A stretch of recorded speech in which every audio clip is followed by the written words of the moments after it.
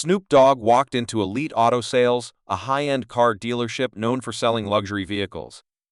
But today, he wasn't there as a superstar. He wanted to see how the staff treated regular customers. Dressed in a simple hoodie, jeans, and sneakers, he looked like any other customer. As he stepped inside, a few employees near the front desk glanced at him. Some whispered to each other. Others barely paid attention, assuming he was just another window shopper who couldn't afford the cars on display. Snoop casually walked around, admiring the gleaming sports cars and luxury sedans. He ran his fingers along the sleek body of a brand-new Bentley, nodding in appreciation. But no one came over to greet him.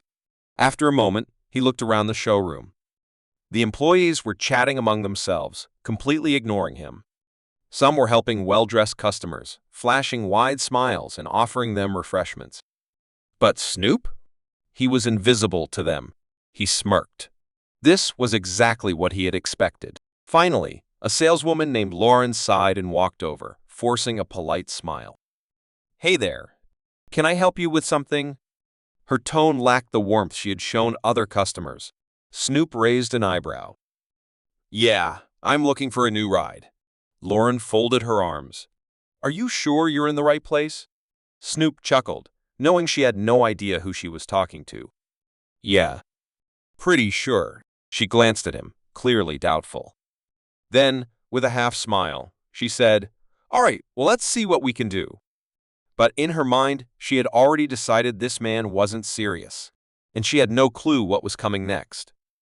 Lauren led Snoop to a section of the showroom filled with mid-range cars, nothing close to the high-end vehicles he had been admiring earlier. She gestured toward a used BMW, its paint slightly dull under the bright showroom lights. "This one's pretty affordable," she said, forcing a smile. "Or if you need something cheaper, we have some economy models in the back." Snoop raised an eyebrow. "I was actually looking at the Bentley over there." He pointed toward the sleek, black luxury car across the showroom. Lauren's smile faded for a moment. Then she laughed lightly. "Oh, that one's, pretty expensive. Maybe we should look at something more in your price range?" Snoop tilted his head, amused. "And what exactly do you think my price range is?" Lauren hesitated. She glanced at his hoodie and sneakers, then sighed. "Look, I don't want to waste your time. These luxury cars cost hundreds of thousands of dollars. They're not really for everyone." Snoop smirked, stuffing his hands in his pockets.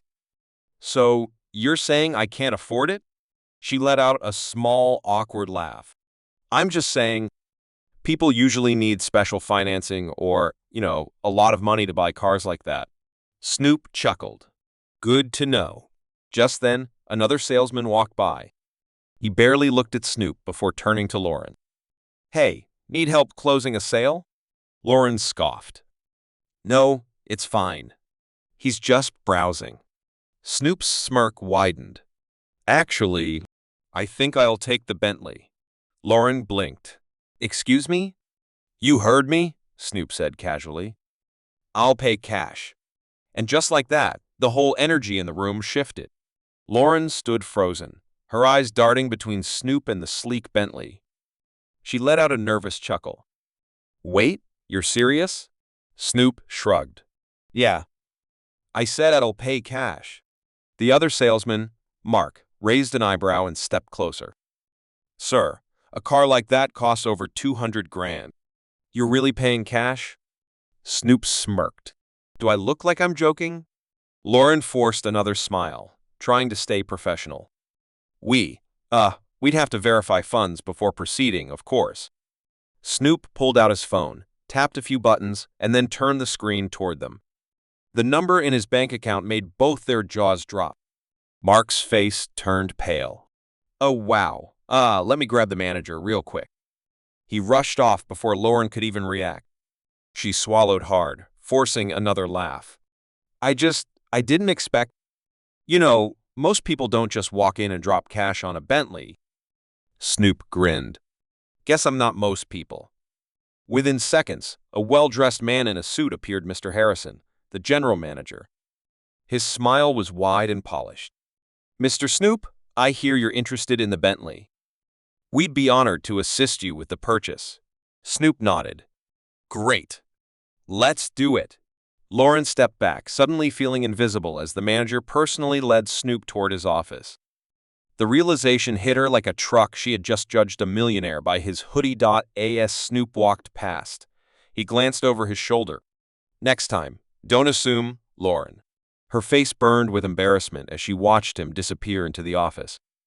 Lauren sat stiffly at her desk, her fingers drumming anxiously on the surface. She had messed up big time. Just then, the showroom doors swung open, and a group of executives stepped inside. Leading them was Mr. Reynolds, the owner of the dealership. His presence alone made the air feel heavier. Behind him, Snoop walked casually, hands in his pockets, a satisfied smirk on his face. Lauren's stomach twisted into knots. Reynolds glanced around before spotting Lauren. He strode over, his polished shoes clicking against the floor. Lauren, in my office. Now, her heart pounded. She stood up quickly, her legs shaky as she followed him. Inside, Mr. Reynolds leaned against his desk, arms crossed. Do you have any idea who you just disrespected today? Lauren swallowed. I didn't mean to. He cut her off. That man, Snoop, is a VIP client. He's spent more money in our dealerships than you'll make in 10 years. And yet, you judged him based on how he looked? Lauren's throat went dry. I just thought you thought wrong. His voice was sharp. We pride ourselves on treating every customer with respect. And today, you failed. Lauren's head dropped. She knew he was right. Reynolds sighed, rubbing his temples. Snoop could have taken his business elsewhere, but he didn't. You got lucky. Don't let this happen again. She nodded, barely able to speak. As she stepped out of the office, her eyes met Snoop's. He didn't say a word, just gave her a knowing look before walking off. Lauren exhaled shakily. Lesson learned. Mason leaned against his sleek black sports car, scrolling through his phone while waiting. He had an appointment to check out a new luxury model, but the receptionist at the front desk had barely glanced at him. Inside the dealership, Bryce, the sales manager, sighed as he checked his watch. Another no-show? He muttered, glancing at the receptionist. He's been outside for a while, she replied, nodding toward the man in the parking lot. Probably not serious about buying. Bryce peered through the glass doors. His eyes widened. Without a word, he rushed outside. Mr. Mason. Bryce stammered. I didn't recognize you. Mason smirked, slipping his phone into his pocket. Figured as much, he said coolly. Bryce's face turned pale. He gestured toward the showroom. Please, come in. We have the best selection ready for you. Mason stepped inside, scanning the dealership. His gaze landed on the receptionist, who suddenly looked very nervous. I was just about to call you, sir, she blurted, forcing a smile. Mason raised an eyebrow. Really? Because it looked like you were ignoring me. Bryce coughed awkwardly. I assure you, Mr. Mason, we value your business. Mason chuckled. Good. Because I came here ready to buy. But now, I'm not so sure.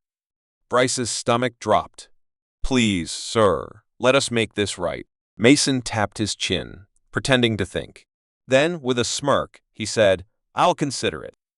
But next time, try treating everyone like a real customer. You never know who they might be. With that, he walked toward the luxury cars, leaving Bryce and the receptionist sweating. Ethan adjusted his tie as he walked into the grand lobby of Sterling & Company, one of the most prestigious law firms in the city. He had an important meeting, but the receptionist barely acknowledged him, scrolling through her phone. Excuse me, Ethan said politely. I have an appointment with Mr. Reynolds. The receptionist sighed and glanced up lazily. Name? She asked, unimpressed. Ethan Carter, he replied. She frowned. I don't see your name on the list. Ethan remained calm. Check again. I was personally invited. She scoffed. Look, sir, this firm is for serious clients, not walk-ins. Maybe try somewhere else. Just then, a tall man in an expensive suit strode into the lobby. His eyes widened when he saw Ethan. Mr. Carter! the man exclaimed, rushing forward. The receptionist's face went pale. "I hope you weren't waiting long," Mr. Reynolds said, shaking Ethan's hand. "We're honored to have you here." Ethan smiled but didn't miss the way the receptionist's hands trembled as she fumbled with the desk phone. "Actually," Ethan said, glancing at her, "I was just being told I didn't belong here." Mr. Reynolds turned sharply to the receptionist, his jaw tightening. "Is that so?" The receptionist swallowed hard. I didn't realize," Ethan chuckled, adjusting his watch. "Maybe next time, don't judge people by how they look." Mr. Reynolds nodded. "That's a lesson we take seriously here. I'll be having a word about this." As Ethan walked toward the private meeting room, the receptionist sank into her chair, her mistake clear. Nathan adjusted his suit as he entered Oakwood Country Club, a place where only the wealthiest members of society gathered. He had been invited to a private dinner, but the moment he stepped inside, the host, a man in a crisp tuxedo, gave him a cold, judgmental stare. "Can I help you?" the host asked, barely concealing his annoyance.